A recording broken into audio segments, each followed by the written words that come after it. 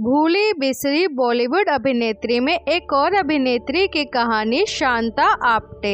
शांता आप्टे अभिनेत्री के साथ साथ गायिका भी थी, जिनके बारे में कहा जाता है कि उन्होंने फिल्मी पर्दे पर गाने की कला को ज्यादा प्रभावशाली बनाया। आप अगर शुरुआती फिल्में देखेंगे तो ज्यादातर कलाकारों के चेहरे गाते समय बहुत ज्यादा स्वाभाविक नहीं होते थे। आप अगर शुरुआती फिल्में देखेंगे तो ज्यादातर कलाकारों के चेहरे गाते समय बहुत ज्यादा स्वाभाविक नहीं होते थे, मगर शांता आप्टे पर्दे पर गाते हुए अपनी आंखों और हाव भाव से गाने में जान डाल देती थी।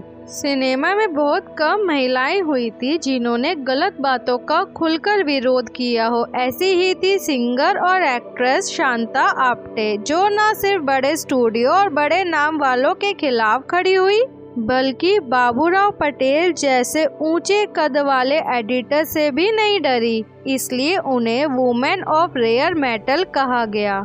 23 नवंबर 1916 को महाराष्ट्र में जन्मी शांता आप्टे मराठी और हिंदी सिनेमा की एक मशहूर सिंगर एक्ट्रेस थी। उनके पिता स्टेशन मास्टर थे, मगर गायन में उनकी बहुत रुचि थी। उन्हीं से शांता आप्टे को भी गाने में शौक लगा।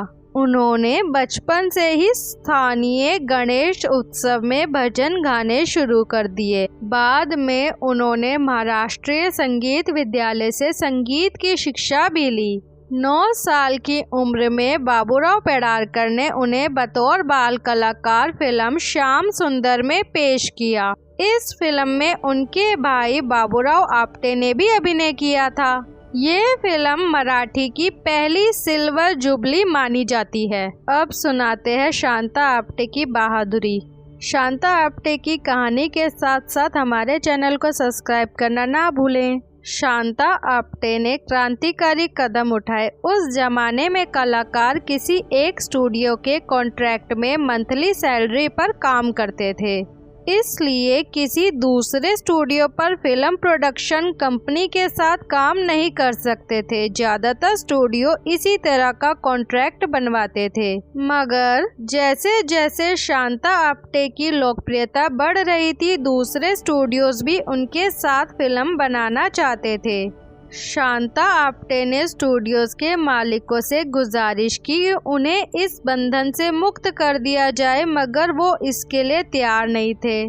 तब जुलाई 1939 में अपने स्टारडम के पीक पर शांता आप्टे ने प्रभात फिल्म कंपनी के कॉन्ट्रैक्ट के इस क्लॉज को चुनौती दी और 2 दिन तक भूख हड़ताल पर बैठी रही। इस बात को प्रेस ने एक पब्लिक स्टंट कहकर प्रभात स्टूडियो का ही साथ दिया और उनकी बहुत आलोचना की। इसके बाद उन्होंने प्रभात छोड़ दिया और बतौर फ्रीलांस कलाकार काम करने लगी। शांता आप्टे के संबंध बाबूराव पटेल और प्रभात स्टूडियो से जब तक अच्छे थे, तब तक बाबूराव शांता आप्टे को most glamorous heroine of India लिखा करते थे, मगर जब प्रभात से उनके संबंध बिगड़े तो उनकी कलम शांता आप्टे के खिलाफ जहर उगलने लगी।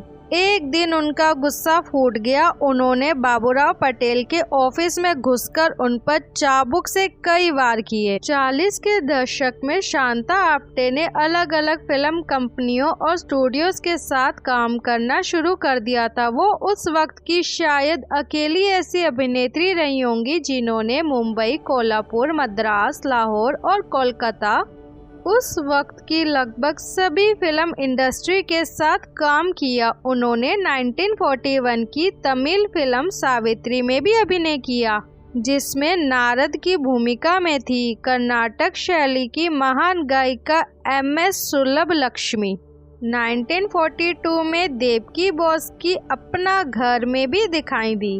अब बात करते हैं शांता आप्टे की निजी जिंदगी की। उनकी शादी के बारे में 2 अलग अलग बातें सुनने में आती है। एक मत के मुताबिक उन्होंने शादी नहीं की, पर उनकी एक बेटी है। उनकी बेटी के तौर पर मराठी, हिंदी, गुजराती की जानी मानी अभिनेत्री नैना आप्टे का नाम सामने आता है। जिन्होंने 1957 की फिल्म चंडी पूजा में अपनी मां के साथ काम करके बतौर बाल कलाकार अपने करियर की शुरुआत की थी। नैना आप्टे के मुताबिक शांता आप्टे ने 1947 में अपने मकान मालिक से शादी की थी, लेकिन वो शादी 3 महीनों में ही टूट गई क्योंकि उनके पति उनके फिल्मों में काम करने के खिलाफ थे। लेकिन शादी टूटने तक शांता आप्टे प्रेग्नेंट हो चुकी थी। फिर बेटी के जन्म के बाद वो कभी अपने पति से नहीं मिली। कहते हैं कि यूं तो उनके बड़े भाई ने भी कुछ समय के लिए फिल्मों में अभिनय किया था, पर प्रमुख रूप से उन्होंने अपनी छोटी बहन शांता आप्टे के करियर को संभाला और आगे बढ़ाया। लेकिन जब रिश्तों के बीच पैसा आ जाता है तो बहुत सी गलतफहमियां भी पनपती है और रिश्ते टूटते हैं। उनका भी अपने परिवार से रिश्ता टूट गया और आखिरी दिनों में वो अकेली रह गई।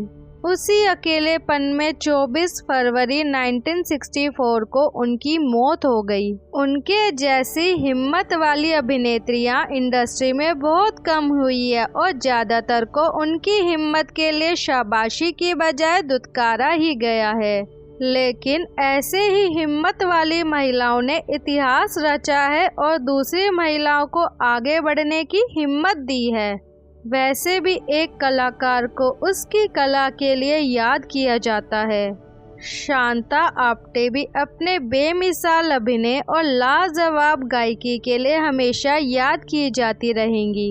शांता आप्टे के कुछ गाने जो उनके द्वारा गाए गए थे। बोलो हे चंडी माता 1957। इस अभिनेत्री की कहानी आपको कैसी लगी हमें कमेंट बॉक्स में ज़रूर बताइए। अभी के लिए इतना ही। ऐसी ही और अभिनेत्रियों के बारे में जानने के लिए हमारे चैनल को सब्सक्राइब करना ना भूलें। Bye bye.